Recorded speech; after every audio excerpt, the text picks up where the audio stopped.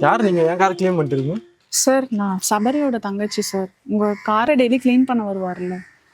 சரி ஓகே, நல்லா க்ளீன் பண்ணுறேன். அண்ணாங்க? அண்ணாக்கு 2 நாளாக உடம்பு சரியில்லை சார். அதான் அவரால் வர முடியல. நேற்றும் அவர் வராதனால என்னை போய் க்ளீன் பண்ணிட்டு வர சொன்னார். சரி ஓகே. சார் உள்ளே க்ளீன் பண்ணணும், கீ தரீங்களா?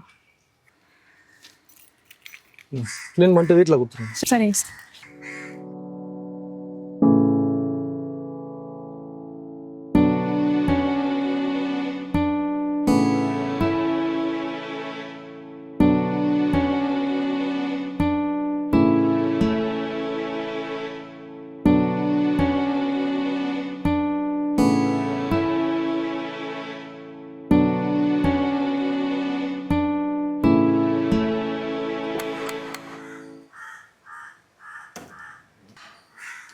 Sir sorry.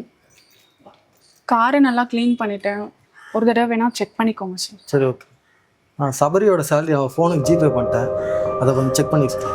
சரிங்க சார். சார் உங்கள் ரெஸ்ட் ரூம் மட்டும் யூஸ் பண்ணிக்கலாமா? ஆஃபீஸ்க்கு டைம் ஆகுது. வீட்டுக்கு போயிட்டு சேஞ்ச் பண்ண ரொம்ப டைம் ஆகுது. சரி ஓகே, யூஸ் பண்ணுங்க. Okay sir, thank you sir.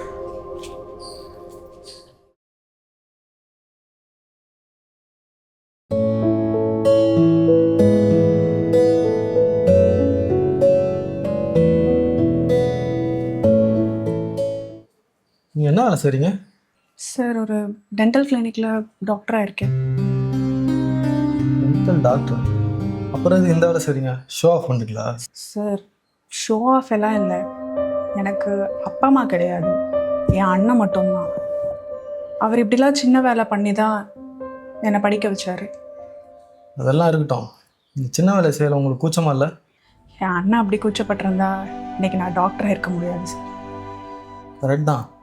இப்போ எல்லாரும் கௌரவமான வேலை செய்யணும்னு தான் ஆசைப்படுறாங்க.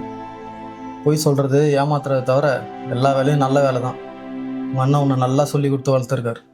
உங்கள் அண்ணன் ரொம்ப கிரேட். Thank you sir.